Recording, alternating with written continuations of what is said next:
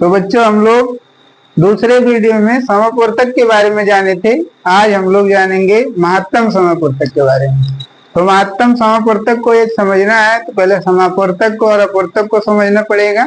तो ये दोनों ही वीडियो हमने पहली कक्षाओं में, पहली और दूसरी कक्षाओं में डाला हुआ है, उसे आप जाकर देख लेंगे हमारे चैनल पर GS92 पर। चलिए तो हम आज जानते हैं इस वीडियो में समापवर्तक के बारे में। समापवर्तक नहीं, महत्तम समापवर्तक, जिसको हम लोग शॉर्ट में मासा कहते हैं। महत्तम समापवर्तक, महत्तम समापवर्तक हम जान चुके हैं। इसको हम लोग शॉर्ट में मासा भी कहते हैं। तो समापवर्तक का मतलब हम लोग जान गए हैं, वर्तक भी जान चुके हैं पहले और दूसरे वीडियो में।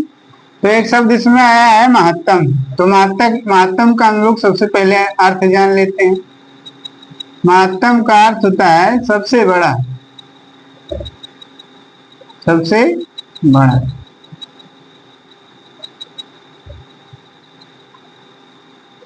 चलिए अब हम लोगों को महत्तम का अर्थ जान गए। इसकी सहायता से जब परिभाषा लिखेंगे तो परिभाषा लिखने में आसानी होगी। देखिए परिभाषा महत्तम समापवर्तक।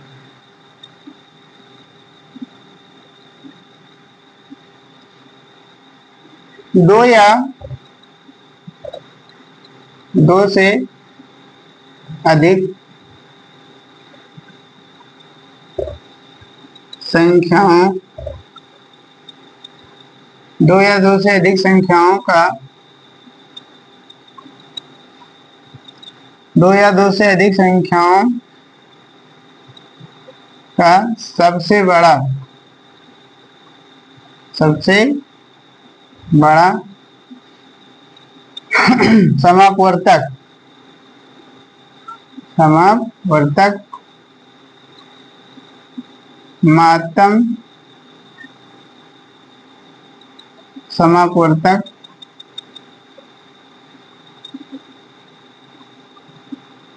कहलाता है।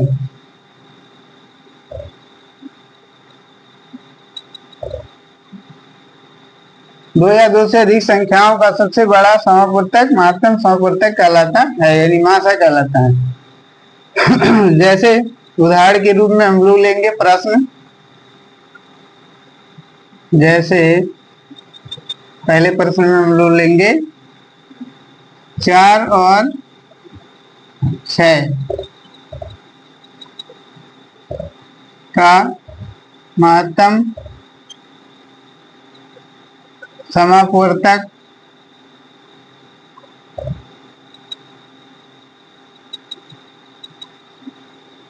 यानी मासा, अर्थात मासा ज्ञात कीजिए।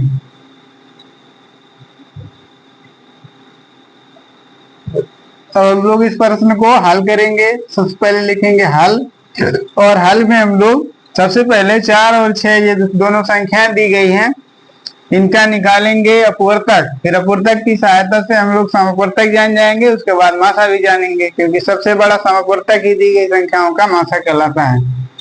तो 4 के अपवर्तक क्या क्या होंगे?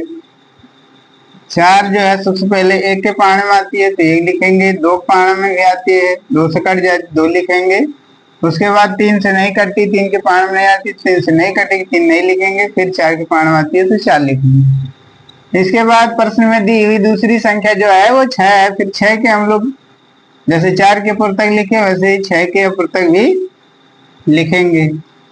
फिर 6 1 के पाने में भी आती है, 2 के पाने में भी, और 3 के पाने में और 6 के पाने में। तो 1 2 3 6 ये 6 के अपवर्तक हो गए, और 1 2 4 वो 4 के अपवर्तक हो गए।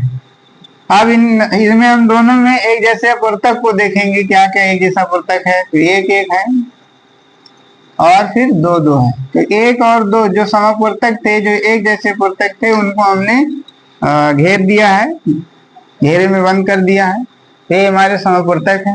अब इनमें सबसे बड़ा जो एक जैसा समापवर्तक है वो 2 है, इसीलिए 4 और 6 का मासा जो है 2 होगा। तो हम लोग लिखेंगे 4 और 6 का महत्तम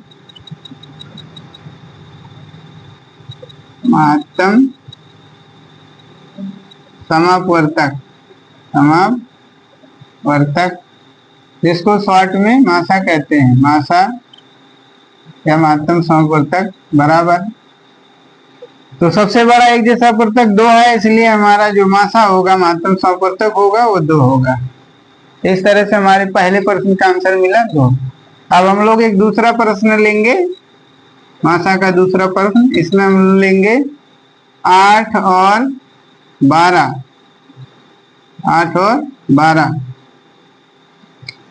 का महत्तम समापवर्तक,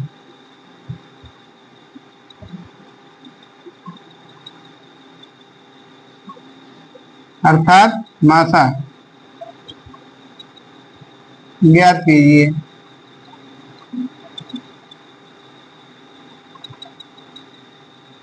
तो सबसे पहले हम लोग लिखेंगे हल, और हल में जो दी गई संख्याएं हैं, पहली संख्या 8 है और दूसरी संख्या जो है 12 है। ये प्रश्न में 2 दी गई संख्या है। तो पहली संख्या 8 का हम लोग निकालेंगे अपवर्तक, 8 के अपवर्तक। तो 8 1 के पाने में आएगी, 2 के पाने में भी आती है, और 4 के पाने में और 8 के पाने में। तो इस तरह से 8 के अपवर्तक 1, 2, 4 और 8 ये हैं, इनको हमने लिख दिया। इसके बाद 12 के अपवर्तक देखेंगे। तो 12 1 के पाने में आती है, 1 से कट जाती है, तो 12 का पहला अपवर्तक 12 हो गया। इसके बाद 2 से भी 12 कट जाता है, तो दूसरा अपवर्तक 2 है 12 का। 3 से भी कट जाता है 12, तो तीसरा अपवर्तक 3 होगा। 4 के पाने में भी आता है तो 4 लिख देंगे, और 5 के पाने में 12 नहीं आता तो 5 नहीं लिखेंगे। 6 के पाने में 12 आता है तो 6 लिख देंगे। उसके बाद 12 के पाने में 12 तो 12 लिख देंगे, और चेक करेंगे अपवर्तक सही है कि नहीं। 12 का नंबर 6 में 12, 4 के 12। तो इस तरह से हमें पता चल गया कि 12 के जो अपवर्तक हमने लिखे हैं वो सारे अपवर्तक सही हैं। तो अब हम देख लेते हैं समापवर्तक क्या है, दोनों संख्याओं के एक जैसे अपवर्तक कौन कौन से हैं। तो 1 1 है, और फिर 2 2 है, इसके बाद फिर 4 4 है। तो यही तीनों जो है समापवर्तक है 8 और 12 का। और इन समापवर्तकों में सबसे बड़ा समापवर्तक ही मासा कहलाता है। तो सबसे बड़ा समापवर्तक आप देख सकते हैं 4 ही है, तो 4 ही 8 और 12 का मासा होगा।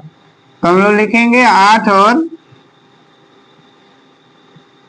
12 का मासा महत्तम समापवर्तक बराबर 4, क्योंकि 4 ही सबसे बड़ा एक जैसा अपवर्तक है। और सबसे बड़ा एक जैसा अपवर्तक, दी गई संख्याओं का सबसे बड़ा एक जैसा अपवर्तक ही क्या कहलाता है, मासा कहलाता है। तो 4 ही हमारा हो गया आंसर। इस तरह से हम लोग एक और प्रश्न लेंगे जिसमें हम लोग 3 संख्याओं का मासा निकालना जानेंगे। चलिए देखते हैं एक और प्रश्न। मासा को महत्तम समापवर्तक को समाप्त करते हैं।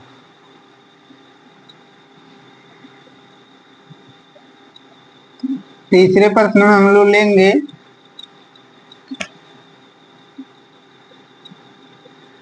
8 12 तथा 16 का मासा मीन्स महत्तम समापवर्तक निकालिए या ज्ञात कीजिए। तो सबसे पहले हम लोग लिखेंगे हल, और हल में दी गई तीनों संख्याओं का एक एक करके अपवर्तक पहले लिखेंगे। 8 के अपवर्तक, 8 के अपवर्तक बराबर 1 के पाने में आएगा 1 लिखेंगे, 2 के पाने में भी 8 आता है 2 लिखेंगे, 3 के पाने में 8 नहीं आता तो 3 नहीं लिखेंगे, 4 के पाने में 8 आएगा तो 4 जो है 8 का अपवर्तक होगा 4 लिख देंगे। उसके बाद फिर 8 के पाने में 8 आता 8 लिख देंगे। उसके बाद हम लोग 12 के अपवर्तक देखेंगे। तो 12 के अपवर्तक बराबर 1 के पाने में आएगा, 2 के पाने में आएगा, 3 के पाने में आएगा, 3 चौक 12, तो बस 4 3 12, फिर 6 दूना 12 और फिर 12 एक 12। इसके बाद हम लोग 16 की फिर अपूर्तक देखेंगे। तो 16 की अपूर्तक बराबर 1 16 16, 2 8 16 और फिर 3 के पाने में 16 नहीं आएगा तो फिर 4 के में आएगा, 4 चौक 16। इसके बाद 8 के पाने में 8 दूना 16 और फिर 16 एक 16, तो 16 के भी अपूर्तक सब हो गए। 16 का 16, 8 दूना 16, 4 चौक 16। अब हम लोग देखेंगे समापूर्तक, तीनों में एक जैसा क्या क्या है। 1 1 है तो सभी का समापूर्तक 1 होगा। फिर 2 2 2 सब में है तो 2 हो जाएगा समापूर्तक। फिर उसके बाद 4 4 4, तो तीनों में 4 भी है। तो सबसे बड़ा एक जैसा अपवर्तक कौन सा है? जो भी सबसे बड़ा एक जैसा अपवर्तक है वही समापूर्तक है और वही हमारा क्या कहलाता है? मासा कहलाता है, जैसा कि हमने परिभाषा में बताया भी है। तो हम लोग लिखेंगे 8 12 और तथा 16 का मासा बराबर। तो मात्रम समापूर्तक, सबसे बड़ा एक जैसा पूर्तक ही मात्रम समापूर्तक होता है। तो सबसे बड़ा एक जैसा समापूर्तक है जो वो 4 है, इसलिए इसका आंसर जो है इस प्रश्न का वो 4 होगा। तो ये 4 हमारा आंसर हो गया। इस तरह से हम लोग एक उदाहरण और लेते हैं और इस उदाहरण में हम लोग ले रहे हैं 3 संख्याओं को, जिसमें हम लोग 12 लेंगे और उसके बाद 16 लेंगे तथा 24 लेंगे। 24 का मासा बताइए। तो हम लोग सबसे पहले हल लिखेंगे और हल में 12 के अपवर्तक लिखेंगे। 1 बराबर 12, 2 छक 12, 3 चौक 12 और फिर 4 3 12 और फिर 6 दूना 12, फिर 12 के नंबर 12 का नंबर 6 दूना 12, 4 3 12। ये हमारा 12 का पूर्तक सही है, सत्य है। अब हम लोग दूसरी संख्या जो 16 है, 16 के पूर्तक देखेंगे। 1 16 16, 2 16 और फिर 4 चौक 16 और फिर 8 दूनी 16, फिर 16 के नंबर 16। फिर 24 के अपूर्तक देखेंगे। 24 के अपूर्तक 1 24 24, 2 बराबर 24 और फिर 3 8 24। इसके बाद 4 6 24, फिर 6 चौक 24, फिर 8 3 24, फिर 12 दूनी 24, फिर 24 सेकंड 24, फिर 24 सेकंड 24, 12 दूना 24, 8 3 6 24। इस तरह से हमारा 24 का भी अपूर्तक जो हमने लिखा है वो सत्य है, सही है। तो तीनों में हम लोग एक जैसे पूर्तकों में सबसे बड़ा पूर्तक देख लेते हैं। इसमें 24 है तो 24 नहीं है, इसमें 12 है तो 12 नहीं है, इसमें 8 है तो ये दो थोड़ी में 8 है, लेकिन पहले वाले में नहीं है, इसलिए 8 सबसे बड़ा एक जैसा पूर्तक नहीं होगा। तो 6 इसमें है। अब 6 देखते हैं, इसमें 6 नहीं है इन दोनों पहले वाले में, अंतिम वाले में, लेकिन बीच वाली संख्या में 6 नहीं है, तो इसलिए 6 हमारा मासा नहीं होगा। इसमें 4 है, 4 है, 4 है, 4 तीनों ही संख्याओं का पूर्तक है। तो सबसे बड़ा एक जैसा पूर्तक जो है 4 है, इसलिए 4 ही 12 16 तथा 24 का मासा होगा। तो हम लोग लिखेंगे 12 16 तथा 24 का मासा बराबर 4। तो सबसे बड़ा एक जैसा पूर्तक ही हमें इसमें पता करना रहता है, वही हमारा मासा होता है। इसलिए मैंने 4 को ही केवल क्या किया है, गोले में बंद किया है, गोला में बनाया है कि पता चले कि 4 ही सबसे बड़ा एक जैसा पूर्तक है और सबसे बड़ा एक जैसा पूर्तक ही मासा कहलाता है। तो यहाँ पे 4 हमारा हो गया आंसर। तो यहीं पर हम लोग ये मात्रम समापूर्तक को समाप्त करते हैं। यदि हमारा वीडियो हेल्पफुल लगा होगा, सहायक लगा होगा, अच्छा लगा होगा तो हमारे चैनल GS92 को सब्सक्राइब करिए और बेल आइकन को प्रेस करिए। धन्यवाद।